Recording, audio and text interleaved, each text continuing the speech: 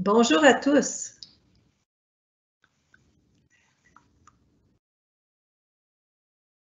C'est avec grand plaisir qu'on vous accueille aujourd'hui à notre premier webinaire de grande envergure. Nous avons apprivoisé notre logiciel cette semaine. Alors, s'il y a quelques hésitations, n'hésitez pas, d'hésitations de notre part. S'il vous plaît, veuillez ne pas nous en tenir rigueur. Nous vivons tous, si je peux le dire ainsi, avec le grand dynamisme de cette pandémie. Les connaissances évoluent et les recommandations doivent être ajustées constamment. À l'heure du début de la reprise de certaines activités, par cette présentation, nous visons à clarifier les mesures de prévention recommandées en fonction de diverses situations. Nous avons également publié sur notre site Web des outils concrets de mise en œuvre des mesures recommandées que nous vous présenterons à la fin de ce webinaire. Je tiens à souligner l'excellente collaboration que nous avons obtenue de l'INSPQ et du groupe de travail SAT COVID-19 depuis le début de cette crise. Cette collaboration nous a permis de rendre l'information disponible de façon efficace. Plus particulièrement encore, je tiens à remercier le Dr Geoffroy Denis, qui, malgré sa grande implication dans la production des documents de l'INSPQ, s'est libéré à plusieurs reprises pour participer à des rencontres que nous avons organisées. C'est lui aujourd'hui qui présentera l'avis portant sur le port de la visière et du couvre-visage. Cet avis qui est en partie reproduit dans les diapos qui suivront. Avant de lui céder la parole, je vous donne quelques consignes. Premièrement, ce webinaire est d'ordre général, donc il ne porte pas sur les particularités des différents métiers. Vous n'avez pas accès à un micro. Vous pouvez cependant formuler des questions dans la section questions et réponses à la droite de votre écran. Deux conseillères de notre équipe, Hélène Guénette et Annie-Claude Larivière, vont les lire, les trier et en choisir quelques-unes que je pourrai poser à Dr Denis à la fin de sa présentation, si le temps le permet. Dr Denis est chef médical du programme de santé au travail à la Direction régionale de santé publique du CIUS du Centre-Sud de l'île de Montréal. Alors, je lui cède maintenant la parole. Bon webinaire à tous. Merci, Denise. Alors, bienvenue à tout le monde. Alors, oui, je travaille à la Direction régionale de santé publique. Il y a probablement plusieurs personnes qui sont en ligne actuellement qui m'ont déjà croisé par le passé parce que c'est pas récent que je travaille avec la ville. Je travaille beaucoup avec la ville de Montréal, ses différentes composantes, SPVM, le CIM, traitement des eaux, la STM. Depuis bien avant, en fait, la crise qui nous occupe aujourd'hui. Donc, ce qui me semble maintenant très lointain, là, une autre époque, on parlait des programmes de santé sectorielle. Donc, j'ai été beaucoup impliqué avec la ville de Montréal à ce titre-là. Plus récemment, dans la pandémie, bien évidemment, je continue mon rôle au point de vue régional, mais aussi je fais partie d'un groupe conseil qui regroupe des médecins à la fois de l'Institut national de santé publique, mais aussi, comme moi, de différentes régions du Québec. Donc, il n'y a pas juste Montréal qui est impliqué. Il y a des gens de Lanaudière, de Québec, de Montérégie, Chaudière-Appalaches, Laurentides et d'autres qui collaborent avec nous au sein d'un groupe conseil qui a produit les fameux avis qui sont hébergés sur le site de l'INSPQ, dont l'avis sur les couvre-visages et les visières, dont on va parler un petit peu plus particulièrement aujourd'hui. Donc, c'est un avis dans lequel je me suis impliqué, étant un des auteurs principaux du guide. Donc, ça me fait plaisir de venir vous le présenter aujourd'hui. Je vais inviter, ceci dit, soit en passant, je vais inviter Denise ou les autres membres de l'équipe à m'interrompre s'ils le veulent pour préciser des choses ou s'il y a des questions s'il y a des propos qui sont plus ou moins clairs de ma part. Je vais inviter Denise à intervenir, qu'elle ne se gêne surtout pas. Pour ce qui est du changement des diapositives, mesdames, est-ce que c'est vous qui le contrôlez? Oui.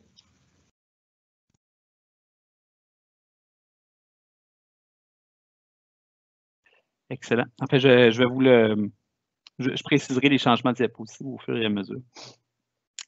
Donc, un petit peu de retour sur notre cher virus, parce que les recommandations qu'on fait, à chaque fois, je le dis, une chose qui est très importante de comprendre, c'est que les recommandations qu'on fait sont vraies en date d'aujourd'hui, le 8 mai 2020. C'est un nouveau virus, bien entendu, ça fait seulement 3 mois qu'on apprend à le connaître. Donc, je sais que ça peut être parfois confondant, mais les recommandations changent au fur et à mesure de nos connaissances sur ce virus-là. Une des premières fois que j'ai fait un webinaire avec l'APSAM, je pense qu'on avait encore en tête que notre virus, il était surtout transmis par les personnes symptomatiques. Quand elles avaient beaucoup de symptômes, comme lorsqu'elles avaient de la toux ou de la fièvre. Et pourquoi on disait ça? Bien, on se basait surtout sur des données qui étaient vraies du grand frère de notre virus, qui était le virus du SRAS-1, qui avait donné l'épidémie en 2003. Or, on a commencé à en apprendre un petit peu plus sur le SRAS-2, qui est le virus actuel, le coronavirus actuel. Et il n'y a pas que des bonnes nouvelles, malheureusement. Ce virus-là est assez différent de son grand frère sur plusieurs aspects qu'on commence à mieux comprendre.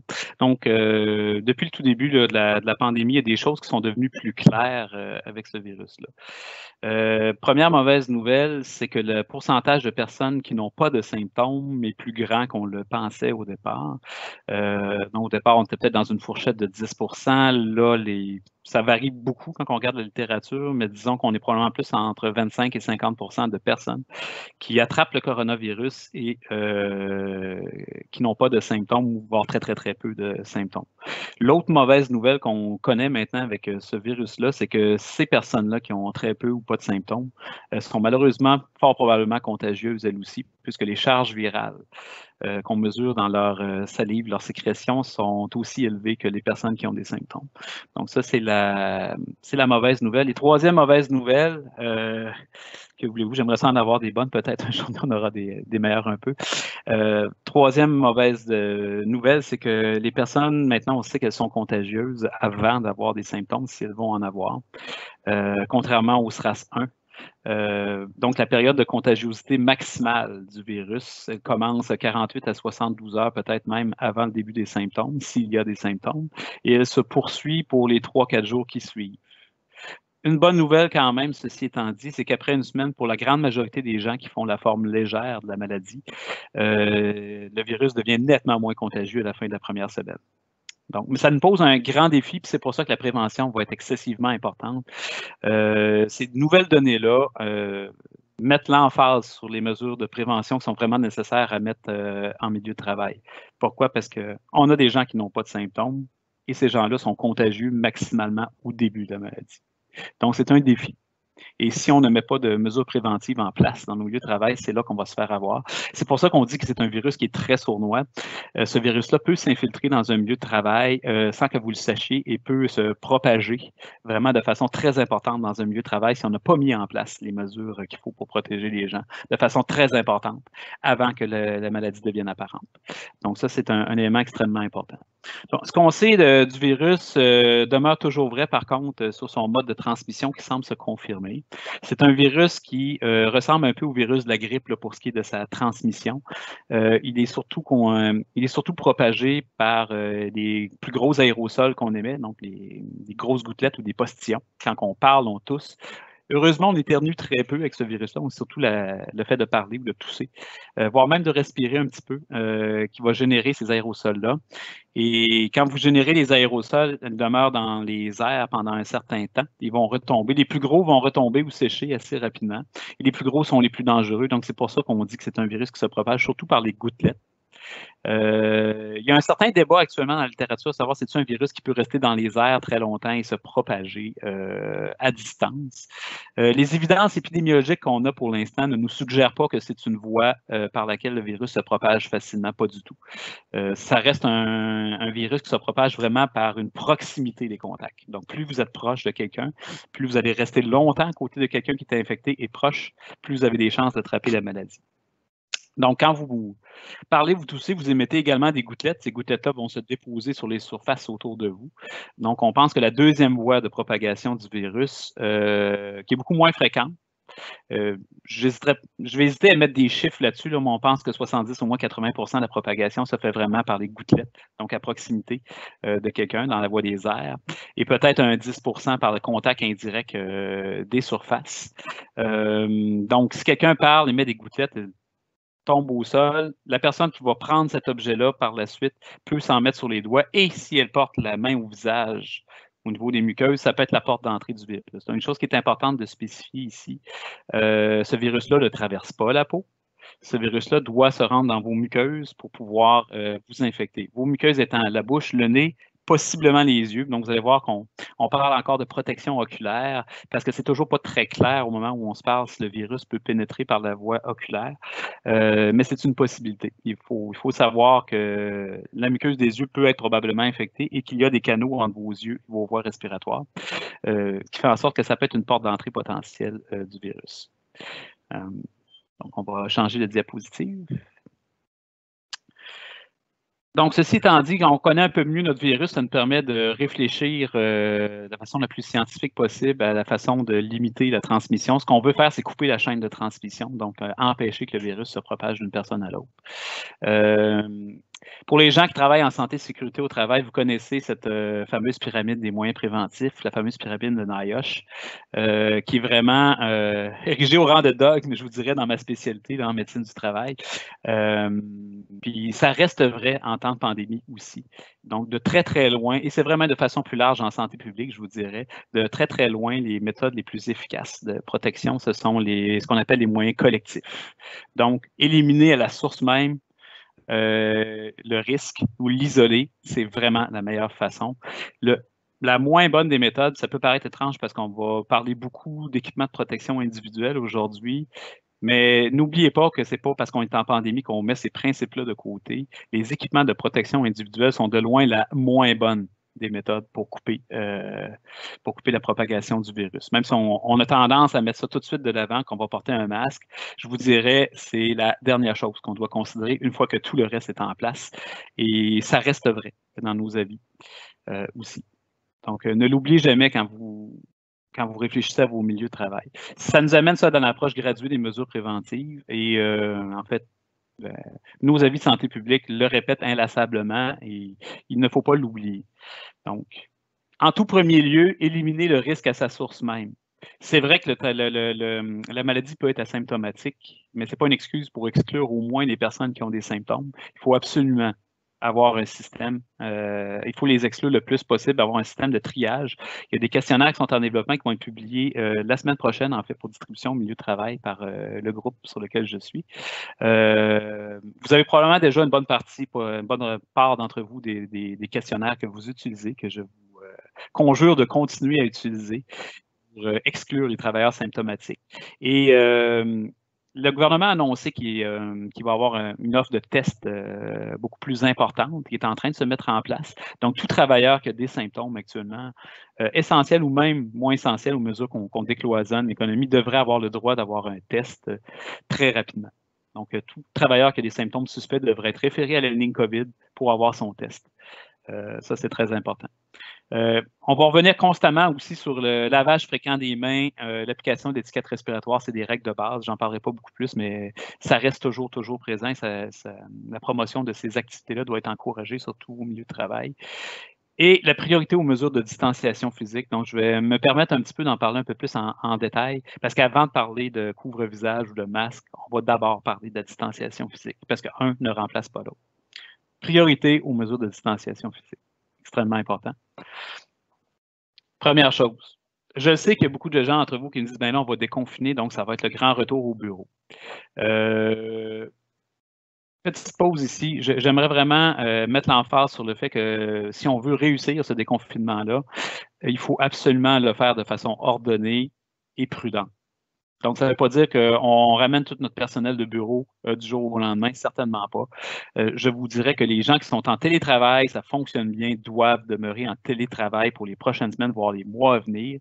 C'est excessivement important. N'oubliez pas, à la source, on veut diminuer le nombre de personnes qui vont être présentes sur un milieu de travail. On veut diminuer les chances qu'il y ait des contacts avec quelqu'un qui ait le virus. Donc, maintien du télétravail, screening des symptômes, ce sont des choses extrêmement importantes à mettre en place. Pour les gens qui vont être présents sur les milieux de travail, Éliminez toute forme de rencontre qui n'est pas absolument essentielle, s'il vous plaît, en présentiel. Faites des réunions Zoom. Je pense que les gens ont appris à apprivoiser les plateformes comme on utilise aujourd'hui, Teams, Zoom. S'il vous plaît, continuez avec ces plateformes-là, même si les gens sont présents physiquement sur les lieux de travail. Continuez le plus possible à faire des réunions virtuelles. L'idée, c'est toujours d'avoir le moins de gens possible dans la même pièce en même temps, même s'ils respectent des mesures de distanciation sociale. N'oubliez jamais, élimination de la source, numéro 1. Première chose à vouloir faire. Élimination des attroupements, très important aussi. Les pauses, au moment des repas, le chit-chat dans les corridors, des choses comme ça, on devrait vraiment chercher à limiter ça au maximum. C'est important de marteler ce message-là auprès de vos ressources. Continuez. Donc, je vous l'ai dit, dans notre perspective, il est absolument clair que le port des équipements de protection individuelle, que ce soit le masque de procédure, un P101, N95 ou un couvre-visage, ne se substitue en aucune façon à la mise en place des mesures de distanciation physique au sein des milieux de travail. Si vous êtes capable de maintenir un 2 mètres entre vos postes de travail, vous le faites. Donc, ce n'est pas le message « Ah, ben maintenant, j'ai des masques de procédure ou j'ai des couvre-visages, donc on peut oublier la règle de distanciation sociale. » Non, ce n'est pas notre avis du tout. Il faut mettre les chances de notre côté. Donc, parce que le port des EPI n'est jamais efficace à 100 %. Donc, c'est la seule mesure qui est efficace à 100 %, c'est de ne pas mettre des gens en contact. Donc, respect d'une distance minimale. Si on n'est pas capable de maintenir, maintenant, vous allez me dire, il y a des situations dans lesquelles on ne peut pas maintenir cette distance de 2 mètres-là. La première chose qu'on a considérée dans la suite des choses, c'est de pouvoir installer une barrière physique. Avant, encore une fois, de se rendre aux équipements de protection individuelle, la barrière physique, les fameux écrans en plexiglas, c'est une chose intéressante et importante à mettre en place. Ceci étant dit, il y a barrière et barrière. Donc, je vous dirais, ne soyez pas trop économes dans vos barrières. Plus elles vont être hautes et larges, plus elles vont être efficaces. Donc, moi, j'ai en tête, là, par exemple, si vous avez des cubicules dans un centre d'appel, vous mettez des écrans de plexiglas de part et d'autre. Pour moi, si on est capable en se levant de cracher sur son voisin, je ne pense pas que c'est quelque chose de très adéquat. Donc, on doit vraiment prévoir une bonne hauteur une bonne largeur de vos panneaux. Parce qu'oubliez pas, vous émettez des gouttelettes quand vous parlez. Si je pense encore à mon exemple de centre d'appel, vous émettez beaucoup de gouttelettes dans votre environnement, vous voulez qu'elles restent dans le poste de travail, vous ne voulez pas qu'elles débordent chez les voisins. Planifiez vos barrières en conséquence. Ceci étant dit, minimisez le nombre de personnes dans une pièce le plus possible. Là, les gens me disent, est-ce qu'il y a des chiffres magiques? On n'a pas encore de chiffres magiques, je vous dirais, à vous proposer là, en termes de densité ou de combien de personnes je devrais tolérer dans une pièce en fonction de sa grandeur en pieds ou en mètres carrés. Moi, je vous dirais, le principe à respecter, c'est si vous êtes capable d'en mettre le moins possible dans une pièce fermée, le mieux c'est. On n'a pas d'évidence que ce virus-là va se promener dans les systèmes de ventilation. Comme je disais, ce n'est pas un virus qui est très aérien. Donc, vous n'avez pas à craindre la propagation à l'intérieur d'un bâtiment complet. Ceci étant dit, quand vous êtes dans une même pièce fermée, vos gouttelettes, elles vont finir par se répandre un peu dans la pièce. Donc, je voudrais de réfléchir en termes d'unité, une pièce qui est fermée. On cherche à mettre le moins de personnes possible dans cette pièce-là. Donc, encore une fois, on pense toujours télétravail si possible, étalement des gens dans la pièce. Les éloigner le plus possible. Si l'idée, c'est pas de dire « Ah, ben, je suis à 2,10 m, donc il n'y a aucun problème, je peux cramer le nombre maximal de personnes. » Non, non. L'idée, c'est de dire si vous pouvez mettre votre monde à 4 mètres, ben, tant mieux dans des pièces, si vous êtes capable de le faire. Donc, l'idée, c'est toujours de penser à maximiser la distance entre les personnes, minimiser le nombre de personnes dans une pièce, maximiser la ventilation dans une pièce. Toujours des bons principes. Un autre principe qui est très important, c'est un virus qui se propage en fait beaucoup par les contacts sociaux, vous aurez compris. Donc, plus vous introduisez des nouveaux contacts sociaux, plus vous augmentez vos chances que le virus se propage d'une équipe à l'autre. Donc, quand on parle de la stabilité des équipes, c'est un autre concept qui est extrêmement important, qui a été développé ailleurs en France, dans d'autres pays aussi. Puis des principes qu'on vous suggère d'adopter aussi, c'est le concept de stabilité de l'équipe. Donc, d'essayer de ne pas trop misser, je sais que ça peut être parfois un cauchemar point de vue ressources humaines. Il y a des gens qui vont tomber malades, il y a des gens qui sont en absence, donc c'est pas évident. Mais je vous en conjure, essayez aussi de garder ce principe de stabilité-là. L'idée, il y a une double idée là-dedans.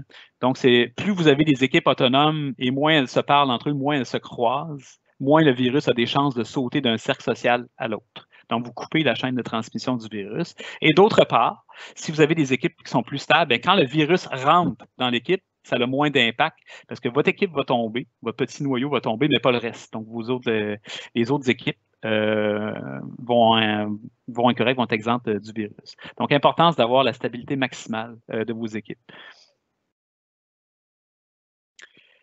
Cas particulier, conduire des véhicules pour lequel on reçoit quand même beaucoup de questions. C'est sûr qu'un véhicule est un endroit très clos, donc un endroit très propice à la propagation du virus si on ne fait pas attention.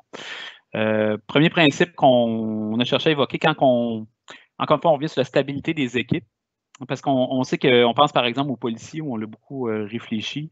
Le problème, c'est qu'ils passent un énorme temps dans leur véhicule. C'est-à-dire qu'on va leur mettre des masques en tout temps.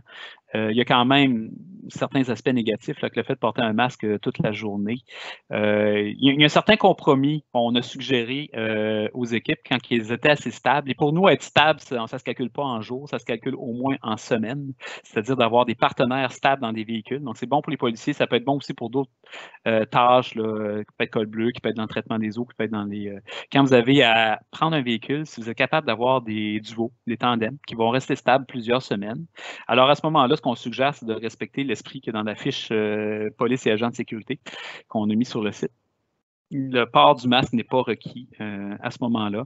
Par contre, il y a quelques autres mesures qu'on vous recommande de suivre qui sont bien décrites dans la fiche, là, entre autres de garder toujours la même position par rapport au nettoyage, désinfection, de ne pas mettre le véhicule en mode recirculation d'air, de baisser les fenêtres si c'est possible, ce genre de choses-là.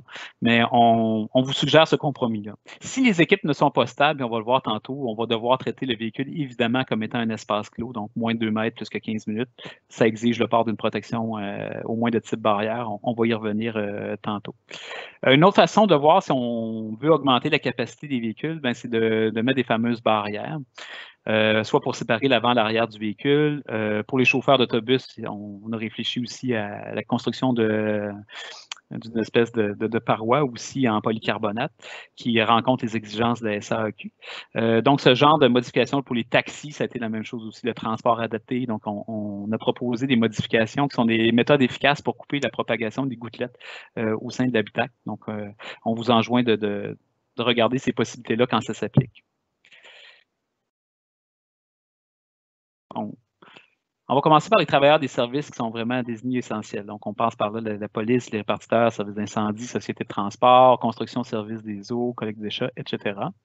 Docteur Denis, peut-être, c'est Denise. Alors, juste. On essaie toujours de mettre les mesures de distanciation physique. Je ne reviens pas là-dessus. C'est évidemment, ça va demeurer vrai tout au long de la présentation.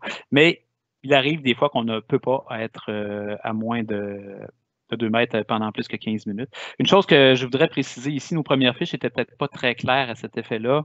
Je reviens sur la transmission du virus. Ce virus-là, plus vous êtes longtemps en présence de quelqu'un qui est contagieux ou de personnes différentes, plus vos chances de contracter la maladie augmentent.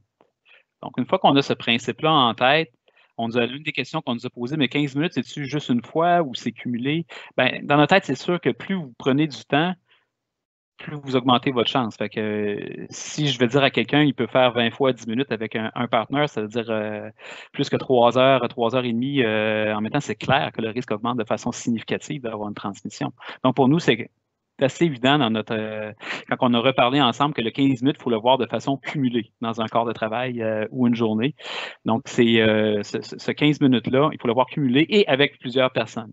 Donc, aussi, le contact multiple, même si c'est des contacts de quelques secondes, mais avec des centaines de personnes qui passent, comme par exemple un chauffeur d'autobus, pour nous, c'est assez clair aussi que ça peut augmenter le risque de transmission. Donc, on a clarifié un peu notre position quant à ça. C'est vraiment 15 minutes cumulées avec plusieurs personnes, donc pas juste une seule personne, à moins de 2 mètres, sans barrière physique. Ça, c'est notre définition. D'ailleurs, quand on fait des enquêtes, c'est également la définition qu'on retient pour savoir si quelqu'un a été en contact étroit avec un cas de COVID-19. Pour marquer qu'il y a une certaine cohérence entre ces deux positions-là. Sur un contrat. Alors, qu'est-ce qu'on fait pour protéger la personne? C'est là qu'on va recommander, si on a vraiment épuisé l'ensemble des autres mesures dont je parlais tantôt, puis on n'a pas le choix quand même d'être dans cette condition-là, on recommande le port d'une protection de type barrière qui peut être efficace, qui est le masque de procédure de grade chirurgical, grade médical, avec le port d'une protection oculaire. Cette méthode-là de protection de l'avis de la majorité des experts qu'on consulte est efficace pour se prémunir contre les grosses gouttelettes et c'est pourquoi on la recommande dans cette situation-là.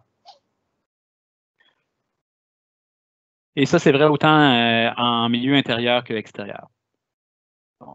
Par contre, on est conscient d'une chose, c'est que les masques de procédure, c'est la même chose pour les N95, est aussi peu disponible que les N95 actuellement. On a un gros problème d'approvisionnement sur les marchés mondiaux et ce n'est pas les types de masques qu'on fabrique ici au Québec, du moins pas encore. Donc, on sait qu'on va avoir des situations de pénurie. Donc, on a eu à réfléchir un peu à cette question-là. Et vous comprendrez aussi qu'en cas de pénurie, ben, les milieux hospitaliers vont d'abord se servir en premier lieu. Et c'est ce qui arrive actuellement. Donc, ce n'est pas nécessairement facile de trouver des masques de procédure. Dans ce cas-là, on est amené à réfléchir sur la possibilité d'utiliser un couvre-visage plutôt que le masque de procédure. Une chose qui est importante de noter ici, quand on a fait notre recherche dans la littérature sur les couvre-visages, d'abord, la première chose qui nous est apparue assez clairement, c'est qu'il y a une grande variante de qualité dans ces masques-là. On va du masque qu'on peut fabriquer à la maison. Vous avez vu des recettes, entre guillemets, sur Internet. Le ministère en propose une. L'Agence de santé publique du Canada en propose une aussi. Donc, il peut avoir ça. Puis, à l'autre extrême, il y a des compagnies qui ont commencé à en fabriquer avec des tissus synthétiques assez sophistiqués. Et quand on fait des tests dans les laboratoires comme ceux de l'IRSST ici au Québec, on réalise qu'il y a une très, très grande marge d'efficacité dans ces masques-là. Actuellement. Donc, un des enjeux qu'on a au Québec, c'est qu'il n'y a pas de certification encore. Je sais que les gens de l'IRSST travaillent très fort là-dessus. Et ce qu'ils nous disent pour faire des tests à l'interne, c'est qu'il y a certains couvre-visages qui vont probablement approcher la performance d'un masque de procédure. Ça, c'est des nouvelles encourageantes, mais malheureusement, on n'est pas encore là au moment où on se parle pour pouvoir dire que tel masque de telle compagnie est aussi efficace qu'un masque de procédure. Ça pourrait venir dans les semaines et les mois à venir. Et le cas échéant, c'est bien écrit dans notre avis, les couvre-visages qui auront cette certification-là pourront remplacer les masques de procédure. Mais au moment où on se parle, au 8 mai, on n'est pas encore dans cette situation-là. Quand on regarde la littérature, il y a une grande variante, comme je le disais, sur le pouvoir de filtration des couvre-visages en tissu. Et il n'y a aucune preuve très formelle, il n'y a aucune étude qui démontre très clairement que les couvre-visages protègent une personne contre les gouttelettes. Donc, c'est pour ça qu'à notre avis, on ne peut pas considérer au moment où on se parle un couvre-visage comme étant un équipement de protection individuelle. Donc ça, c'est excessivement clair à comprendre. Le couvre-visage n'est pas un EPI. Le couvre-visage, par contre, diminue la quantité de gouttelettes qui est émise, avec une efficacité qui est variable selon le couvre-visage, mais il y a quand même plusieurs études en laboratoire qui semblent suggérer une efficacité à ce niveau-là. Bien qu'on n'a pas de grandes études populationnelles qui démontrent que quand on l'applique à une échelle de toute une population, ça peut fonctionner. Disons qu'une efficacité théorique appréhendée, je vous dirais ça comme ça. Puis le comité d'experts était d'avis que tant qu'à rien essayer, ben, c'est nettement préférable d'utiliser le couvre-visage. Mais c'est dans une perspective de protection collective. Et ça, c'est important à comprendre, c'est-à-dire ça peut marcher en réduisant. Il faut le voir comme étant, dans le fond, un moyen collectif de prévention. C'est si j'ai l'ensemble d'un groupe de personnes qui portent le couvre-visage, ils contribuent à diminuer la charge de gouttelettes qui est présente dans un lieu, donc la probabilité de transmission du virus. Donc, à ce titre-là, c'est très certainement mieux que de rien mettre. Et c'est pour ça que dans notre perspective des choses, dans notre gradation des mesures qu'on met en place, la première mesure, si on peut l'appliquer pour les travailleurs essentiels, c'est sûr que c'est le masque de procédure en premier. Parce que le masque de procédure a les deux fonctions. Il est à la fois efficace comme équipement de protection individuelle, il est à la fois efficace comme moyen de protection collectif en réduisant la quantité de gouttelettes que vous émettez.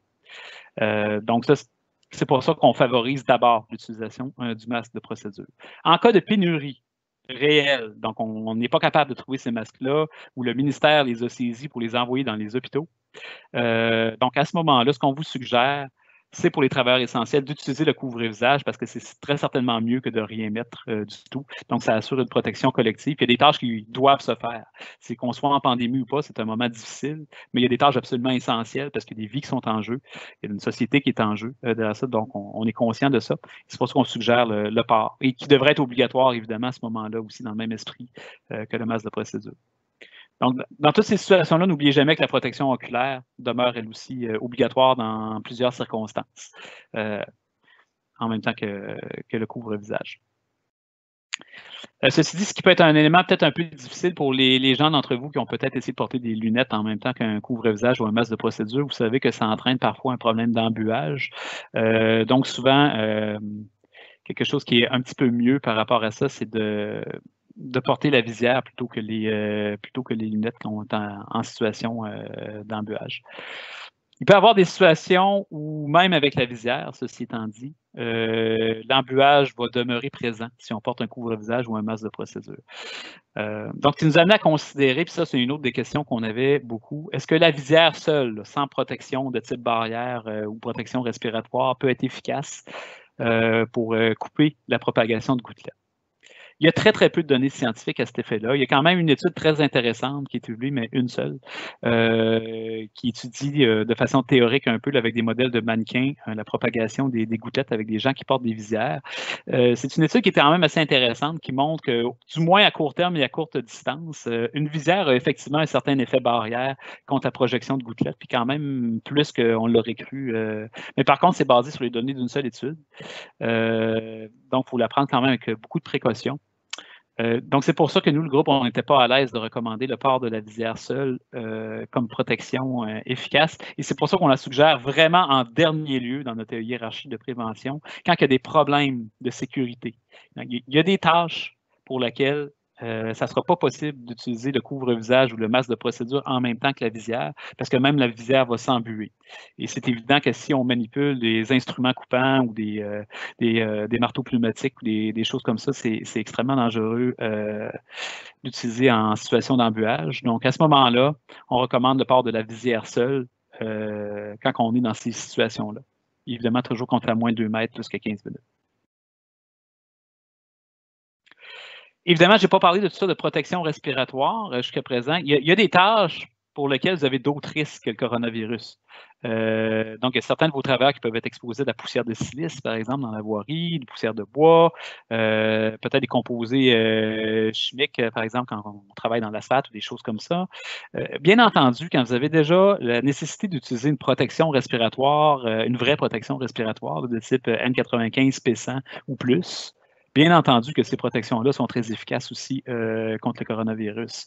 Donc, on vous recommande bien entendu de continuer à l'utiliser.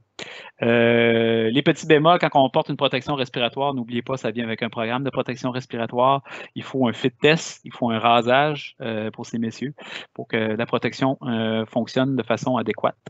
L'autre petit enjeu qu'on a des fois avec les protections respiratoires, qui est bon de se rappeler quand on parle de bébites comme notre coronavirus, c'est que la plupart des masques, de style demi-masque et plus, ont ce qu'on appelle une valve d'exhalation. C'est-à-dire quand vous inspirez, vous êtes protégé, l'air qui rentre passe par des filtres, évidemment c'est très efficace, mais quand vous expirez, il y a une valve qui rouvre et tout sort sans être filtré.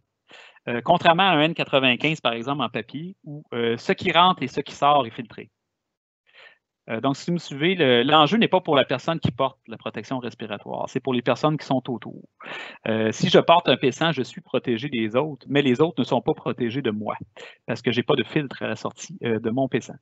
Donc, c'est très important quand vous travaillez avec ce type de protection respiratoire-là, de considérer cette possibilité-là. Donc, tous les gens qui sont dans le même groupe, là, qui travaillent à proximité, devraient porter une protection respiratoire également, parce que sinon, ils vont se mettre à risque les uns les autres. Donc, c'est peut-être le petit bémol. L'autre petit bémol, quand on travaille avec une protection respiratoire qui est réutilisable, ça peut être très bien de ce point de vue-là. D'ailleurs, je vous encourage à utiliser les P100. Un des caractéristiques peut être très intéressant avec les demi-masques en silicone, c'est qu'ils peuvent venir avec ce qu'on appelle des boîtiers filtrants. Là, je ne parle pas des rondelles roses, mais plus des boîtiers. Et ce qui est intéressant avec les boîtiers, c'est qu'on peut les désinfecter et réutiliser la protection respiratoire. Donc, ça, c'est intéressant. Par contre, le bémol qu'on a à mettre là-dessus, c'est qu'il faut désinfecter l'appareil de protection respiratoire après l'utilisation, bien entendu. Faire attention parce qu'il y a une possibilité de contamination. Donc, protection pour les autres travailleurs, on peut continuer. Dans une perspective de protection collective, lorsque les mesures de distanciation physique sont respectées, le port du couvre-visage est recommandé sur une base volontaire. On a émis, en fait, quand on a considéré le port du couvre-visage, vous allez voir qu'on a commencé à avoir des messages populationnels. Je sors un peu du monde du travail pour parler de la population en général. Donc, vous avez probablement remarqué que le ministère a émis une directive qui n'est pas obligatoire, mais on conseille aux gens, lorsqu'ils sont présents en situation où la distanciation ne pourra pas être respectée en tout temps, comme par exemple si on va à l'épicerie, si on prend les transports en commun, de porter le couvre-visage. Donc, la question nous a été également adressée au groupe. Mais qu'en est-il des travailleurs? On comprend que si on est en situation moins de 2 mètres plus que 15 minutes, contact rapproché, ça nous prend un équipement de protection individuelle normalement. Donc, mais il y a des milieux de travail dans lesquels on est capable de respecter cette distance physique-là pour la grande majorité de la journée, où il va y avoir quand même des contacts rapprochés à l'occasion. Prenez l'exemple, je suis dans un bureau, j'ai une distance de 2 mètres avec la plupart de mes collègues, mais je vais parfois me lever, je vais les croiser dans un couloir ou je vais avoir des brèves interactions qui durent moins de 15 minutes. Donc, qu'en est-il dans cette situation-là? Est-ce que ça serait préférable de porter un couvre-visage? Donc, en principe, oui, parce que si vous portez un couvre-visage, évidemment, n'oubliez pas, c'est un moyen de protection collective, contribue à diminuer la charge de gouttelettes dans votre milieu de travail, en particulier les milieux intérieurs. Et c'est pour ça qu'on l'a mis vraiment un petit peu plus dans les milieux intérieurs comme recommandation. C'est quelque chose qui pourrait être envisagé, tout à fait. Présentement, au Québec, il n'a pas été question de rendre le port de cette protection-là obligatoire dans les lieux que j'ai cités. Donc, par souci de cohérence, évidemment, nous aussi, on ne suggère pas de rendre ce couvre-visage-là nécessaire, c'est-à-dire obligatoire, excusez-moi, dans les situations de travail où la distanciation physique va être respectée. Par contre, on encourage fortement son port, parce que c'est une mesure de protection supplémentaire qui peut être collective, qui peut être intéressante. Un grand débat par rapport à ça, ceci étant dit, puis il y a 2 écoles de pensée là-dessus, c'est le couvre-visage, d'accord, on dit que c'est facultatif quand on respecte les mesures de distance physique, mais est-ce qu'on devrait le porter toute la journée à ce moment-là si je travaille dans un bureau, ou est-ce que je devrais le mettre seulement quand je vais croiser mes collègues ou avoir des situations où je vais être un petit peu plus proche de mes collègues de travail ou d'une clientèle? La question est bonne, qu'il y a 2 écoles de pensée là-dedans, et je vous dirais que la littérature ne nous permet pas de trancher de façon claire. Est-ce qu'il y a un risque qui est vraiment plus grand que l'autre? Et dans le guide, on a favorisé peut-être un peu de le porter plus souvent que moins, mais je vous dirais qu'il y a une certaine réflexion qui dépend du contexte qu'on a à avoir dans chacune des situations. Puis je vais vous donner des exemples pour que ça soit bien clair. Donc, la première école de pensée dit que c'est bien un couvre-visage, mais si on le porte longtemps, le couvre-visage va commencer à devenir humide. Il va être moins efficace, d'une part, parce que les tissus humides, il perd un petit peu de sa capacité électrostatique, qui est une des méthodes physiques là, qui permet de couper les gouttelettes. Et d'autre part, il devient plus inconfortable et les gens ont tendance à se mettre les mains au visage. Si on se met les mains au visage, ben on risque à la fois de se contaminer ou de contaminer l'environnement. Mais si on l'enlève souvent, il peut se passer la même chose aussi. C'est-à-dire on peut manipuler le masque et encore une fois, si on le manipule mal, il y a possibilité de se contaminer ou de contaminer son environnement. Donc, lequel des inconvénients le plus important, c'est difficile de trancher. Je vous dirais au moment où on se parle. Moi, ce que je vous enjoins, c'est dans vos milieux de travail, c'est de réfléchir à votre poste de travail. Ce que je vous proposerais, c'est un peu le suivant. Si vous êtes dans une situation où vous avez, je prends par exemple un centre d'appel, où vous avez à parler toute la journée et vous allez croiser assez régulièrement vos collègues. Vous êtes en proximité assez proche, même s'il y a des barrières physiques. Vous allez croiser régulièrement vos collègues. Je vous dirais, le port du couvre-visage devrait probablement être encouragé en continu le plus longtemps possible, parce que vous voulez couper les gouttelettes qui sortent de votre bouche, c'est ça l'efficacité du masque. Donc, ce serait une genre de situation où il m'apparaît pas mal plus logique de le porter longtemps. Une autre situation, par contre, qui serait un peu à l'opposé, c'est que vous êtes seul dans votre bureau qui est fermé, donc vous n'avez pas d'interaction, la distanciation est très claire, vous êtes isolé, et vous allez sortir de votre bureau et vous allez croiser peut-être vos collègues à 2-3 reprises dans la journée. Donc, à ce moment-là, ce serait plutôt une situation qui favoriserait le port d'un couvre-visage seulement quand vous allez sortir de votre bureau. Donc, vous n'êtes pas obligé de le porter, évidemment, quand vous êtes seul dans un bureau. Vous le mettez quand vous allez rencontrer vos collègues. Donc, vous voyez, ça dépend de la situation de travail dans laquelle vous êtes. Je vous dirais qu'il va commander un peu quand est-ce qu'on le met, quand est-ce qu'on enlève. À chaque fois qu'on joue avec une protection, ceci dit, avec un couvre-visage ou un masque, très important de faire l'hygiène des mains. Donc, ça, je le rappelle, là, mais c'est toujours très important. On se lave les mains avant de mettre un masque, on se lave les mains immédiatement après avoir retiré un masque. Donc, d'avoir du gel hydroalcoolique ou avoir un lavabo à proximité, très important pour éviter de se contaminer les mains. Un point important ici, je vous ai dit tantôt, en situation de travail essentiel, masse de procédure, si on n'est pas capable de garder les distances sociales, si on est en pénurie de masse de procédure, la job doit quand même se faire. La situation du moindre mal, c'est de porter le couvre-visage parce qu'on a au moins la protection collective quand on le fait. Maintenant, là où le groupe de travail avait quand même un malaise, c'était avec le travail qu'on ne peut pas qualifier d'essentiel et pour lequel il y aurait une distanciation physique impossible et une pénurie de masse de procédure. Dans cette situation-là, nous, on est plus ou moins à l'aise avec le fait de faire travailler des gens en sachant que le couvre-visage n'est pas un équipement de protection individuelle actuellement. Et si le travail n'est pas essentiel, on vous suggérerait vraiment de reporter ce genre de travail-là. Donc pour nous, il y a une question ici qui est un peu éthique là, par rapport à ça. Je vous dirais qu'éventuellement, ça va probablement évoluer. Il y a deux raisons qui nous feraient évoluer cette position-là. D'abord, comme je vous ai dit tantôt, l'IRSST travaille vraiment sur la certification de meilleur couvre-visage. Évidemment, la journée où on a un couvre-visage qui, selon le laboratoire de l'IRSST, est aussi performant qu'un masque chirurgical, ça vient de régler le problème parce qu'on va pouvoir considérer à ce moment-là cette protection-là comme étant efficace. D'autre part, ce que je vous dis aujourd'hui est vrai pour la situation épidémiologique qui prévaut au 8 mai. C'est sûr qu'à Montréal, je n'ai pas besoin de faire un dessin. La situation est encore assez chaude. C'est pour ça qu'on a reporté, encore une fois, d'au moins une autre semaine, le déconfinement de la grande région métropolitaine. Pour moi, c'est excessivement clair que dans la région de Montréal, ça ne serait pas très propice pour être un peu laxiste de ce côté-là. Même ailleurs en province, il n'y a aucune région du Québec pour l'instant qu'on constate qu'il n'est pas en transmission communautaire. Donc, on verra si la position va peut-être changer dans le temps. Ce n'est pas le cas au 8 mai au moment où on se parle. Par contre, on verra parce qu'il est possible que dans d'autres régions du Québec, la situation évolue puis que la position puisse évoluer si le risque est vraiment diminué de façon significative, c'est-à-dire, par exemple, qu'on pourrait considérer que la région n'est plus en transmission communautaire. Donc, on n'en est pas là actuellement au moment où on se parle au Québec. Donc, à suivre.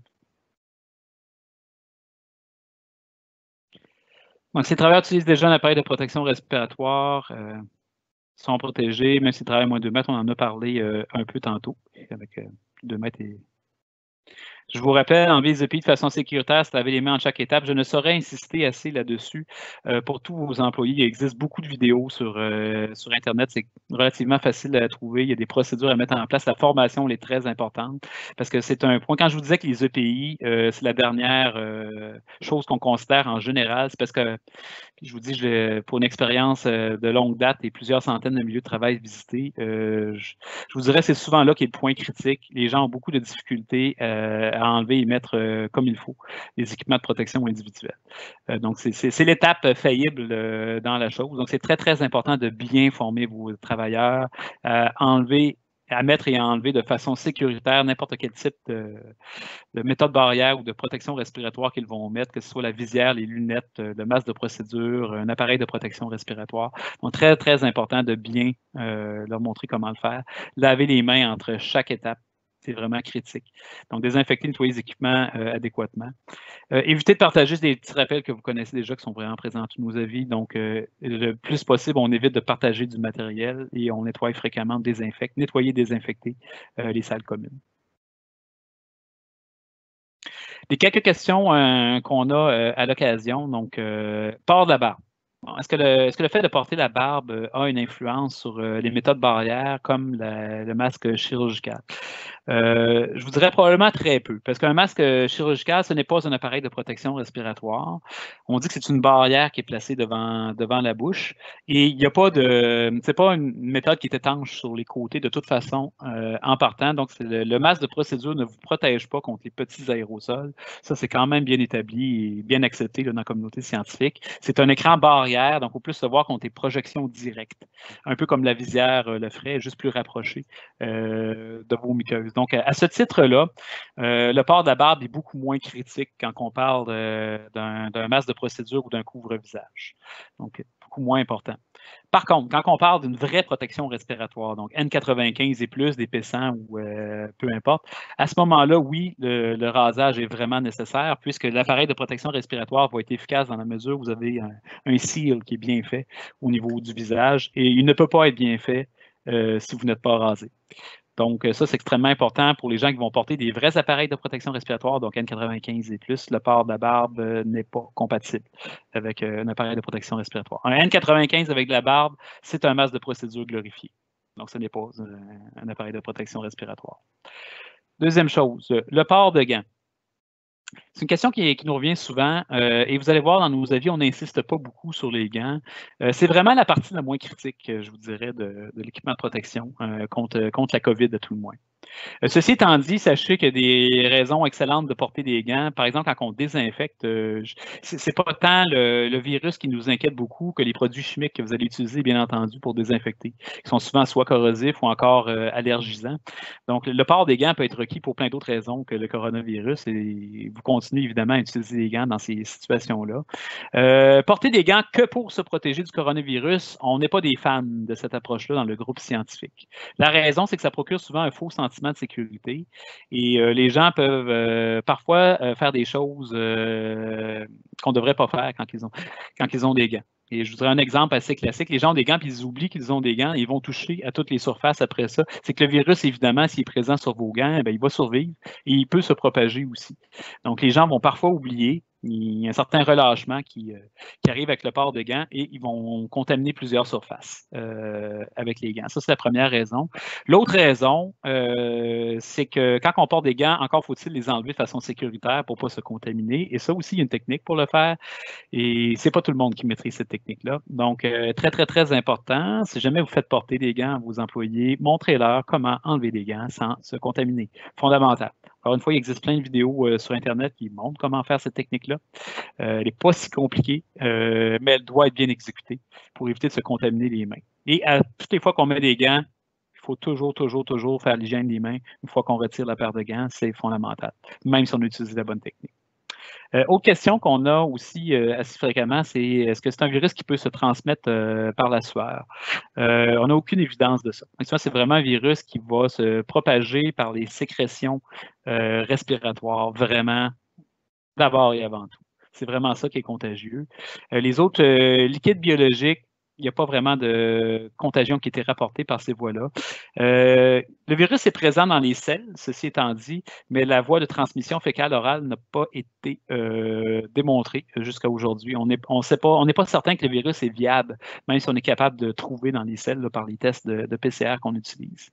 Ceci étant dit, par contre, par la sueur, on n'a pas d'évidence. En général, c'est plus que ces gens vont se contaminer à partir de leur sécrétion respiratoire et non pas par la sueur. On sait que le virus peut circuler dans le sang, ceci étant dit, mais encore une fois, on n'a pas d'évidence que la voie sanguine non plus est une voie efficace de transmission. Donc, les gens me posent parfois la question aussi, qu'en est-il des plaies ou c'est ça, ce que la peau, on parle de la peau intacte est une paroi, est un bon moyen de protection contre le virus. Le virus ne pénètre pas la peau, mais est-ce qu'il peut pénétrer par des plaies? Donc, on n'a pas d'évidence directe de ça. Je n'ai pas vu de cas, de rapport de cas qui nous a été rapporté dans la littérature à cet effet-là. Maintenant, c'est sûr qu'il y a une certaine approche prudente qui est probablement nécessaire par rapport aux plaies. Je vous dirais, en général, quand on a une plaie, de toute façon, on devrait toujours couvrir, ne serait-ce que par mesure d'hygiène et pour les autres virus qu'on connaît, les hépatites VIH. Travailler avec d'autres personnes dans un milieu de travail alors que vous avez une plaie, c'est déjà ordinaire en partant, je vous dirais, d'un point de vue hygiénique. Donc, on devrait toujours couvrir une plaie pour ne pas avoir à se poser la question par rapport à ce point-là. Mais je dirais, il n'y a pas de. Quand on parle du SRAS-CoV-2, il n'y a pas d'évidence que ce coronavirus-là se transmet par cette voie-là. Je pense qu'on arrive pas mal à la fin de la présentation. Toutes les questions liées à l'application des mesures, vous pouvez vous référer. Évidemment, oui, chose très importante. Je travaille dans ma région, je suis loin d'être le seul. On a des grosses équipes qui sont derrière nous. La situation de chaque région, je l'ai mentionné un petit peu tantôt, elle est différente au point de vue épidémiologique aussi. Donc, je vous enjoins vraiment à contacter votre direction régionale de santé publique. Et pour des questions de santé au travail, en particulier vos équipes de santé au travail qui sont au sein de cette direction régionale de santé publique-là, peuvent vraiment vous apporter beaucoup de réponses à vos questions. Donc, n'hésitez pas à faire appel à nous, dans le fond, les gens du réseau de santé publique en santé au travail. Ça nous fait toujours plaisir de répondre à vos questions puis de mettre un peu en contexte les fameux avis que vous allez trouver là, sur le site de l'INSPQ, le site de la CNESST et compagnie. Et le site de l'APSAN. Alors, on serait rendu à la période de questions. Denise et les personnes qui sont en soutien à la présentation actuelle, c'est des questions, je pense qu'on a quand même une bonne période de temps pour répondre à certaines questions. Est-ce que tu m'entends, Geoffroy? Okay. Alors, ici, c'est que oui, on a des questions. Je les ai. Je voudrais juste m'assurer que Dr. Denis m'entend. Donc, si je vous nous donner juste quelques secondes, on va s'assurer. T'en as un peu, je pense que j'ai vu, je viens de joindre la... Est-ce que tu m'entends, Geoffroy? Geoffroy, est-ce que tu entends Denise et ou moi présentement? Alors, je viens d'afficher le volet de la conversation de réunion. Il y a quelques questions que je vais pouvoir prendre là-dedans. Je vais commencer. J'avais une question ici. Devons-nous questionner les travailleurs quotidiennement comme prescrit dans le guide CNESST pour les employés de la construction, où c'est possible de faire une fois par semaine sous forme d'autodéclaration? Je vous dirais ce qui se fait le mieux dans votre organisation. Une fois par semaine, je ne pense pas que ça soit suffisant, ceci étant dit. L'autodéclaration, pour moi, elle est quand même bien. Ce serait important que vos questionnaires, si vous pouvez les distribuer à vos travailleurs, les fameux questionnaires, parce que l'idée, ce n'est pas que le travailleur se pointe au travail et que vous soyez obligé de retourner. Alors, il y a déjà un maillon qui est brisé un petit peu si la personne se pointe contagieuse au milieu de travail. Je vous dirais, ce serait très, très, très important que vos travailleurs puissent regarder le questionnaire, le faire à la maison, dans chaque corps de travail avant de se pointer, pouvoir dire ouf, OK, j'ai ce symptôme-là, donc je ne devrais probablement pas me présenter, je devrais plutôt appeler mon milieu de travail pour lui dire que j'ai le symptôme, mais je ne me présenterai pas. Ce serait sûrement la meilleure façon de le faire. Ceci étant dit, tenez un registre de vos travailleurs quand ils vous disent ça, ils vous rapportent qu'ils ont des symptômes. Il y a deux choses à faire très importantes, je pense. D'abord, c'est de leur dire d'appeler la ligne COVID pour qu'ils aient passé leur test. Et deuxièmement, c'est de prendre en note le nom de la personne et le début des symptômes, avant même que la direction de santé publique vous appelle, parce que c'est extrêmement aidant pour nous après ça, quand on vous appelle, si vous êtes capable de nous dire, ben j'ai Jean-Guy, il commence à être malade à telle date, il était en contact étroit avec Jean-Paul et Jean-Marc, ils sont à la maison, ça c'est génial. Fait que nous autres, on peut reprendre à partir de ce moment-là puis vous aider. Donc, je vous dirais, ayez une approche qui est le plus possible un peu comme ça. Donc, n'attendez pas que l'employé soit nécessairement à la porte du travail. La meilleure pratique, c'est probablement de le faire quand les travailleurs sont encore à la maison sous forme d'autodéclaration, effectivement. Une fois par semaine, c'est probablement malheureusement pas suffisant. Je pense que c'est un réflexe qui devrait venir avant chaque corps de travail pour les travailleurs de se poser la question est-ce que les travailleurs sont atteints ou pas.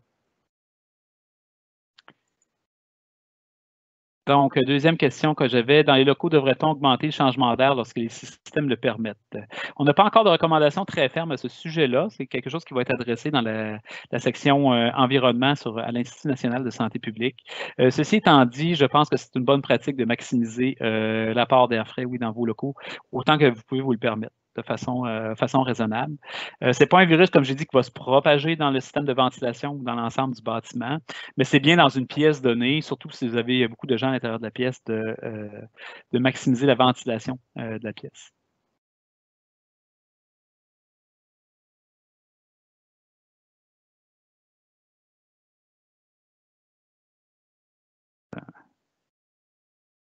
Prendre un petit peu, j'ai juste...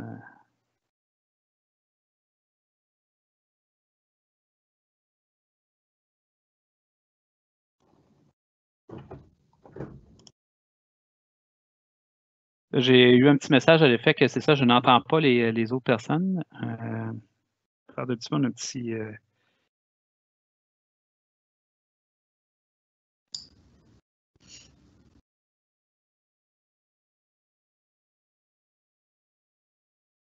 On me signale que je n'entends pas les gens.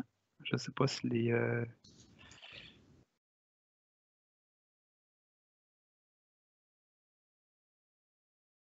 Je ne parviens pas à entendre des personnes et pourtant mon casque n'est pas à mute. OK, donc je reçois le message de continuer.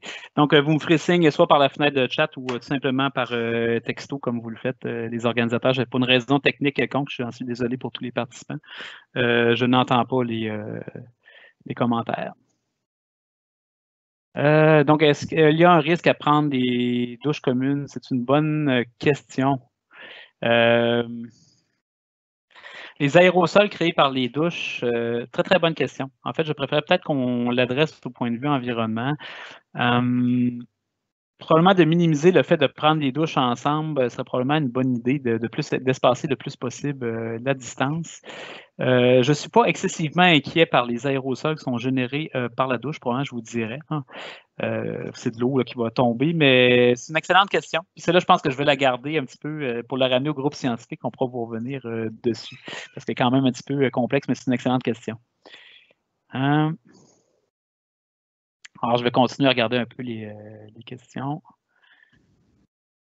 Est-ce qu'on peut contracter le virus par des surfaces communes? Combien de temps le virus peut-il survivre? C'est une question qu'on a fréquemment. C'est un virus qui peut survivre de quelques heures à plusieurs jours sur leur surface, un peu en tout type. Ça varie beaucoup selon le type de surface. Je vous enjoins à avoir des politiques de désinfection en conséquence, particulièrement pour les aires communes. Donc oui, les toilettes, les salles communes comme les salles à manger, les poignées de porte, tout ce qui est touché dans le fond par plusieurs personnes différentes doit être nettoyé à une fréquence assez régulière au sein d'un corps de travail. Ou au moins, à tout le moins, au moins une fois par quart de travail. Le corollaire aussi, le message important pour vos employés, c'est de faire l'hygiène des mains dès qu'ils vont utiliser des surfaces communes. Donc, si je vais aux toilettes, bien entendu, de se laver les mains, d'avoir une procédure de travail, de lavage de mains là, qui implique de prendre un papier pour ouvrir la porte à la fin ou de faire comme on fait un petit peu chez nous, on garde la porte principale de la toilette ouverte en tout temps pour pas qu'on aille à l'ouvrir. Avoir des robinets sans contact, avoir des piles de papier qui sont faciles à prendre sans se contaminer les mains. Donc, de réfléchir à ces possibilités-là pour ce qui est des surfaces communes. Donc, revenir sur la distinction entre masque de procédure et couvre-visage que je vois. Un masque de procédure, c'est ce qu'on appelle ou masque chirurgical, c'est un masque qui est fait en papier. Qui a vraiment une certaine certification, on va dire des fois qu'il y a de grade médical, puis il existe des grades là-dedans. Donc, c'est vraiment il doit rencontrer certaines normes. Donc, c'est pas quelque chose qu'on est susceptible de fabriquer à la maison là, du tout. Donc, il rencontre toutes ces normes-là. C'est différent du couvre-visage, qui est une catégorie beaucoup plus large, qui pourrait regrouper tout ce qui ressemble à un masque, mais qui est fait dans des tissus quelconques. Donc, ça peut être en coton, en tissu synthétique, avec tout ça, avec une membrane filtrante au travers. Donc, le couvre-visage, c'est la catégorie de tout ce qui peut être fait, qui est réutilisable, lavable. Donc, c'est ça la distinction un peu entre les deux. Donc, le masque de procédure, habituellement, n'est pas réutilisable. C'est un masque qui est jetable, qui est fait en papier et qui a une certaine certification qui doit être faite avec une pub de papier là, bien particulière, avec une technique industrielle très particulière aussi, qui doit être respectée. Ceci, les couvre-visages, je vous avais dit tantôt, c'est extrêmement large comme catégorie. Ils ne sont pas tous égaux. Il y a ce que vous pouvez faire à la maison là, en coupant des bouts de tissu, en les repliant, puis en mettant des élastiques. Puis il y a ce qu'une compagnie est capable de faire avec des membranes très performantes, qui s'apparentent presque en termes de performance à un masque de procédure. Donc, comme je vous le disais, j'espère qu'on va avoir des certifications au Québec d'ici peu qui vont permettre d'éclairer, qui vont permettre aussi pour toutes les organisations d'avoir une meilleure idée de ce qu'ils achètent pour leurs travailleurs, puis avoir une meilleure assurance qu'on a quelque chose qui est très efficace en termes de pouvoir filtrant. Je continue dans les questions. Quels sont les risques de propagation pour le transport en commun par rapport à la ventilation à l'intérieur des autobus? Oh, belle grande question. Les transports en commun, c'est sûr, c'est un endroit clos, un peu comme n'importe quel véhicule. Un endroit clos dans lequel plusieurs personnes peuvent prendre part, c'est sûr que c'est un environnement qui pourrait être considéré à risque plus élevé. Il y a des écrits qui ont été faits dans la littérature qui soupçonnent que le transport en commun a été mis en cause dans certains cas de transmission. Donc, il faut faire attention un petit peu à ce contexte-là. Et c'est pour ça que par rapport à la ventilation, on suggère toujours l'apport d'air frais le plus maximal possible. Il y a beaucoup de sociétés de transport dans le monde qui ont commencé à modifier un peu les autobus pour ce faire. Donc, l'ouverture des fenêtres, puis il y a certains autobus qui sont peut-être un petit peu pointues à ce sujet-là.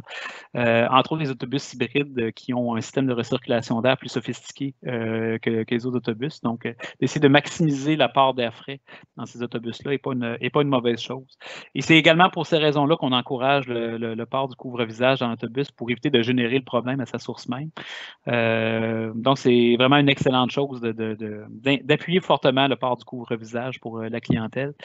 Et encore une fois, minimiser le nombre de personnes que prend un autobus. Donc, pour l'instant, on commence à peine le déconfinement, donc on a un peu moins ces problèmes-là. Dans la plupart des sociétés de transport au niveau du Québec, la fréquentation est de moins de 20% de ce qu'elle est habituellement. Donc, ça permet de minimiser le risque associé au transport en commun. Si on peut porter des couvre-visages en plus, c'est encore mieux. Si on peut maximiser l'apport de frais dans un véhicule, c'est encore mieux. Donc, d'essayer de mettre toutes ces choses-là en place va nous aider à rendre les transports en commun les plus sécuritaires possibles. Pour ce qui est des questions un peu plus techniques sur la désinfection et le changement des filtres, je vous enjoins à poser ces questions-là qui peuvent être très techniques à vos équipes de santé publique ou encore la poser directement à l'INSPQ. Je sais qu'on est en réflexion un petit peu là-dessus pour vous appuyer pour avoir des protocoles les plus précis possibles en termes pour ces questions-là. Est-ce que le masque ou couvre-visage va être remplacé après chaque utilisation? Donc ça, c'est une bonne question, c'est vrai. J'ai oublié de le mentionner tantôt. Couvre-visage, normalement, est réutilisable, mais doit être lavé. Comme je vous disais, le problème, c'est qu'à un moment donné, il va devenir humide. Même chose pour un masque de procédure aussi. Après un certain temps, il va falloir le jeter. Il n'y a pas de chiffre très magique, je vous dirais, parce que ça dépend de l'effort physique que vous faites, de la situation aussi un peu environnementale. Normalement, je vous dirais que quand on fait un quart de travail standard de 8 heures, devrait impliquer le port d'au moins 2 protections. Devrait être changé après environ 4 heures, probablement à la pause du dîner, parce qu'il va devenir humide à un moment donné. Dans certaines circonstances, il va falloir que ce soit plus fréquent que ça. Donc, quand le masque devient vraiment trop humide, il est moins bon. Donc, à ce moment-là, il doit être changé. Pour le masque de procédure, il doit être jeté. Pour le masque réutilisable, il faut changer le masque réutilisable. Donc, la bonne politique serait probablement d'avoir au moins un minimum pour la plupart des quarts de travail standards de 2 couvre-visages pour faire le quart de travail. On peut changer. Typiquement, à la pause du dîner, vous allez devoir le retirer. Donc, d'en mettre un qui est lavé et propre en revenant du repas.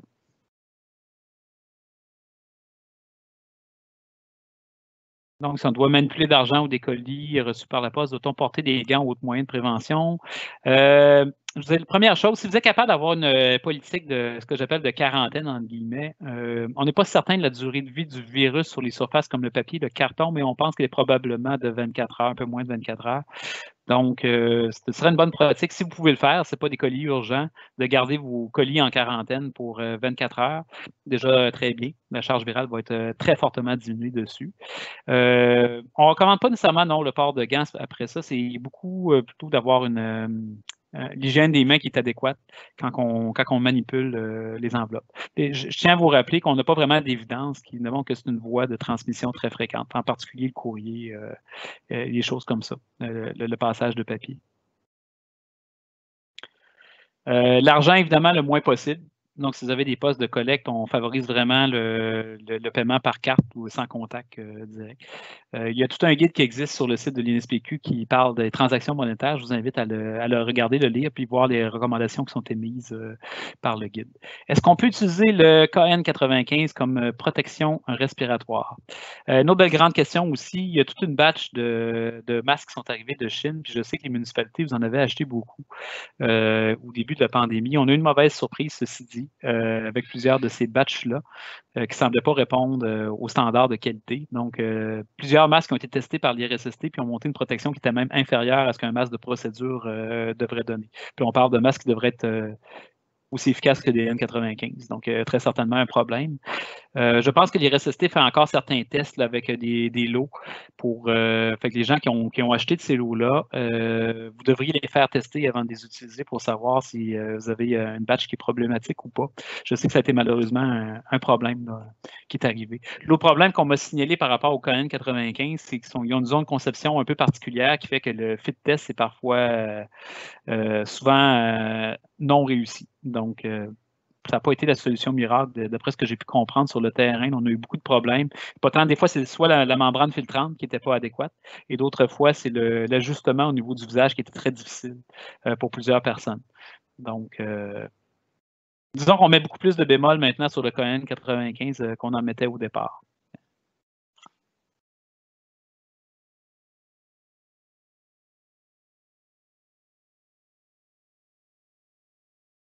Est-ce que les membres d'une même équipe qui travaillent toujours ensemble doivent porter un masque, même si à une distance de moins de 2 mètres? Ça, c'est la grande question très importante, parce qu'on parlait de stabilité tantôt, d'équipe. On ne l'a pas écrit textuellement comme ça dans nos guides encore. C'est quelque chose qu'on va peut-être réfléchir. Les gens me disaient, si on est dans le véhicule, puis on ne porte toujours avec le même partenaire, puis après ça, on va travailler, par exemple, dans une tranchée, on va continuer à être les mêmes 2 personnes, on n'aura pas d'autre contact. Est-ce que c'est vraiment, on doit-tu mettre le masque quand on sort du véhicule? Bon.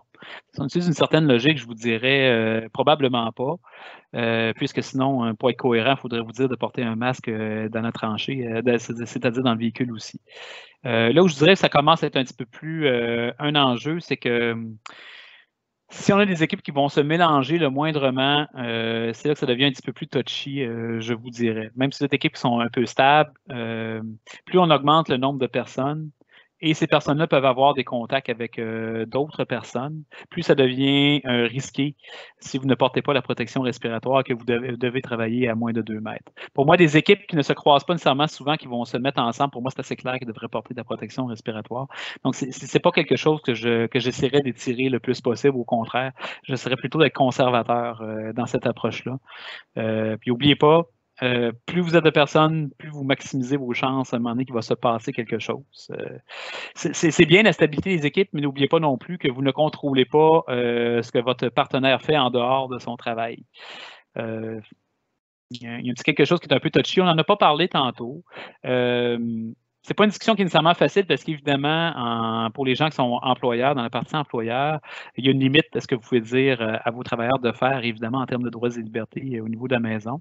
Je vous invite peut-être à avoir une certaine discussion franche, ceci étant dit, parce que le concept de stabilité des équipes, il tient en autant que les personnes, quand elles sont à l'extérieur de leur vie professionnelle, ne se mettent pas trop à risque elles-mêmes, tout en étant conscient qu'on a quand même de très sérieuses limites de ce qu'on peut dire aux gens de faire ou pas. Mais je pense que c'est quand même important d'avoir une discussion franche avec vos employés là-dessus, dans le sens que quand on a un comportement qui est à risque à l'extérieur du travail, ce n'est pas juste soi-même qu'on met à risque, mais c'est l'ensemble de ses collègues. Surtout qu'on est dans une situation où on porte moins la protection respiratoire parce qu'on est sur le gage de la stabilité de l'équipe. Ça repose ça en partie sur la confiance qu'on peut avoir envers les gens avec qui on travaille. Mais c'est pourquoi aussi je vous dirais d'être plus conservateur que moins à cause de ça. Donc, si on s'en permet trop en termes de non-port de protection de la méthode barrière, ben, on risque de courir après des problèmes. Après ça, quand on va avoir quelqu'un qui va être infecté.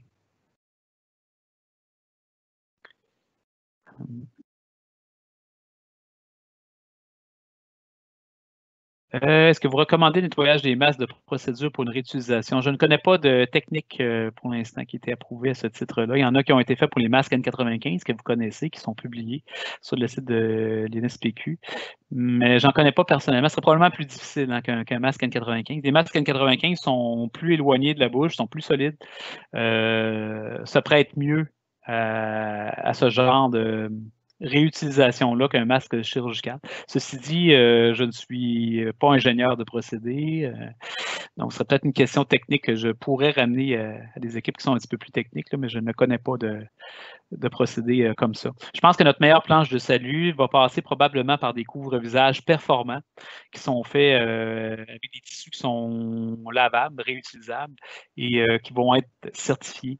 Donc, moi, je mise beaucoup là-dessus et j'espère que c'est quelque chose qu'on va pouvoir développer plus tôt que tard au Québec pour pouvoir faire ça. Je pense que ça va être une très grande avancée quand ça va arriver.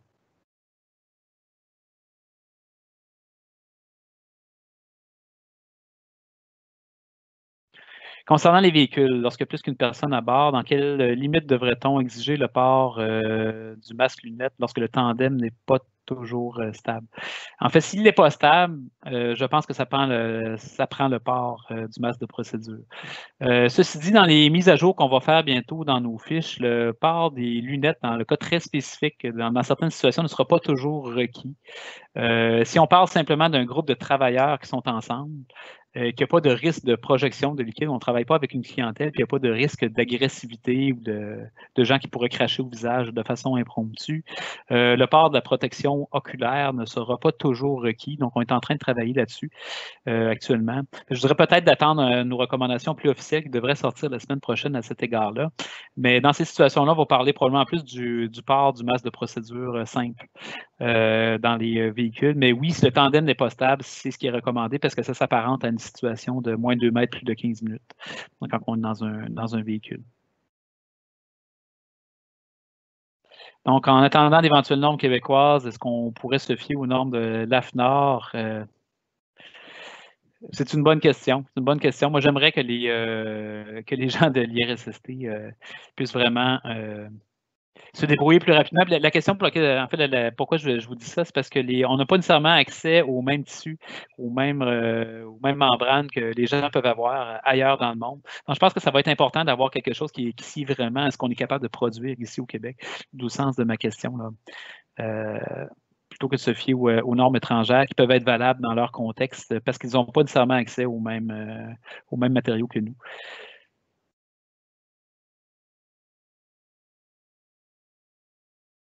Donc, le virus est-il transmissible par le biais de piqûres d'insectes? On n'a aucune évidence à cet effet-là. La plupart du temps, les coronavirus ne sont pas des virus qui se répliquent dans les insectes. Pour qu'un virus puisse se propager par une piqûre de moustique, par exemple, il faut qu'il soit capable de se développer à l'intérieur du moustique, ce qui n'est pas le cas de la plupart des coronavirus connus. Donc, ce n'est pas comme les germes qui provoquent la malaria ou des choses comme ça, ou comme certains virus qui sont transmissibles par les moustiques. On n'a aucune évidence, puis je vous dirais que la réponse est fort probablement non, avec les connaissances qu'on a en virologie aujourd'hui. Fait que vous n'avez pas à craindre les moustiques pour la propagation du virus actuellement. Ce n'est pas une voie qui est probable. Ceux qui n'ont pas de symptômes et qui sont guéris, est-ce qu'on peut savoir si nous l'avons eu ou pas après avoir été guéris? La réponse à ça, ça va être les fameux tests sérologiques qui sont en développement actuellement, qui ne sont toujours pas prêts et homologués, qui ne le seront probablement pas avant le mois de juin ou juillet ici. Donc, pour ça, il faut savoir si vous avez développé des anticorps face au virus, en fait. Quand vous attrapez le virus, votre système immunitaire va se mettre à produire des anticorps qui vont vous aider à vous débarrasser du virus. Ces anticorps-là, après ça, demeurent dans votre sang. C'est ces anticorps-là qu'on peut mesurer avec certains tests. À ne pas confondre avec le test de PCR qu'on fait pour détecter le virus. C'est vraiment un test qui détecte vos anticorps dans le sang qui va nous permettre de répondre à cette question-là. La grande question qu'on a, par contre, à laquelle on n'a pas de réponse encore à 100%, c'est est-ce que parce qu'on a développé des anticorps, est-ce que je suis immun, c'est-à-dire est-ce que je suis immunisé puis je ne vais pas réattraper le coronavirus? Ça, il y a encore certaines incertitudes et on ne sait pas encore combien de temps va durer cette immunité-là. Mais ça va surtout passer par ces tests-là, je vous dirais. Donc, dans les prochaines semaines, ça ne sera pas encore disponible, j'espère. Ce que j'ai entendu comme délai nous amène probablement en juillet, avant qu'on ait ce genre de test-là. Vous allez pouvoir savoir si on est guéri. Ceci étant dit, n'oubliez pas, parce que la question que vous posez peut-être aussi en lien, est-ce que je devrais être inquiet de gens qui ont eu la maladie, qui retournent au travail? Pour ça, la littérature est assez rassurante pour les gens qui font la forme légère de la maladie, ce qui est plus de 80% des gens. Donc, ce qu'on sait, c'est que la contagiosité de ces gens-là, elle tombe comme une roche après la première semaine. Donc, quand on recommande aux gens de rester 2 semaines en isolement, de ne pas revenir tant qu'ils n'auront pas passé 48 heures sans faire de fièvre, et plus de 24 heures sans avoir d'autres symptômes. Donc, ça, vous allez trouver ces critères-là sont disponibles sur le site de l'Institut national. Donc, ces gens-là, il y a très, très, très peu de chances qu'ils soient encore contagieux quand ils vont venir au milieu de travail. Donc, on juge que c'est assez sécuritaire. Les gens qui ont fait des formes plus sévères de la maladie, ce qui est recommandé, donc si les gens ont dû être hospitalisés, ils doivent avoir un billet du médecin avant de revenir au travail. Ça reste encore vrai. De toute façon, si vous avez des employés qui sont dans cette catégorie-là, qui ont dû être hospitalisés, je vous recommande de demander un billet médical à ce moment-là pour le retour au travail. Mais pour les gens qui n'ont pas eu besoin d'être hospitalisés, les lignes directrices qu'on a émises nous semblent assez sécuritaires avec les connaissances qu'on a actuellement du virus.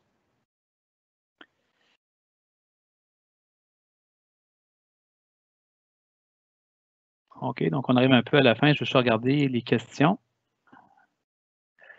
Je vais faire un petit scan des questions. Il y en a qui le reposaient. Je vais voir si j'en ai une que j'aurais pas vue.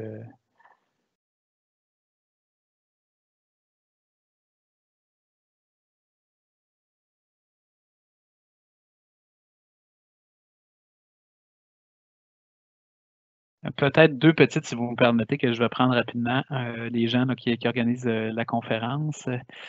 Un qu'on n'a vraiment pas abordé, qui était les symptômes en lien avec les allergies, parce que là, je la reçois quand même pas mal dans plusieurs milieux. Les allergies, là, ça donne vraiment des symptômes, et heureusement qu'ils sont peu observés dans le cas de la COVID. Les gens qui ont des allergies respiratoires, ça se manifeste beaucoup par le nez qui coule et les yeux qui piquent et des éternuements. Ce ne sont pas des symptômes typiques de COVID. Surtout pas chez les adultes. Les adultes, c'est beaucoup plus mal de gorge, la toux, la fièvre, des symptômes qui sont plus généraux.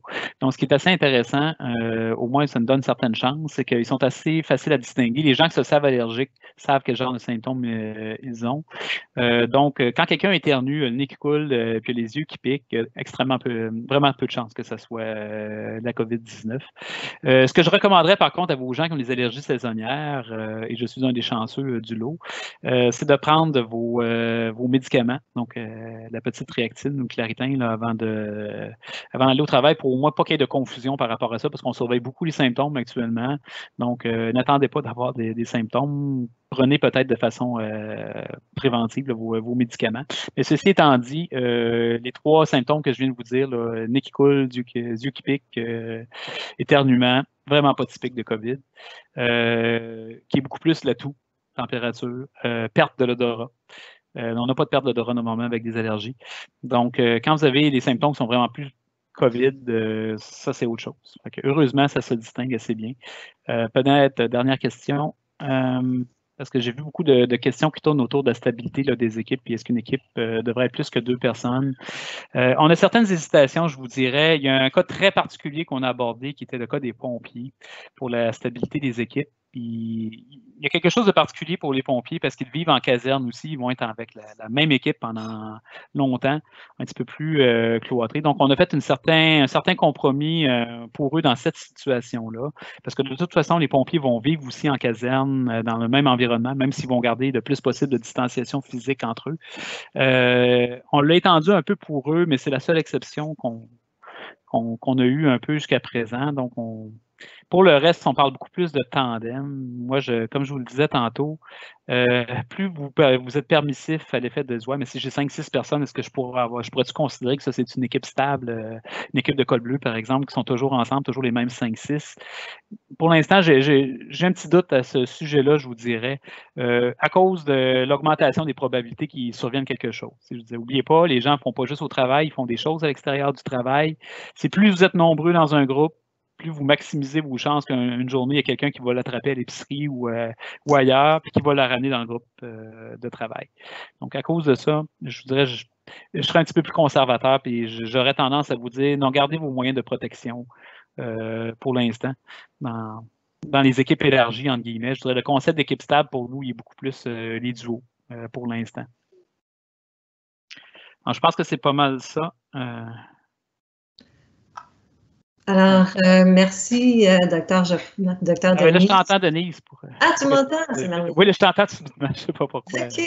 Alors, un gros merci. Grâce à la facilité de clarifier les concepts et d'expliquer, on a eu beaucoup de temps pour les questions. Alors, je crois que ça a sûrement été très apprécié. Vraiment, merci.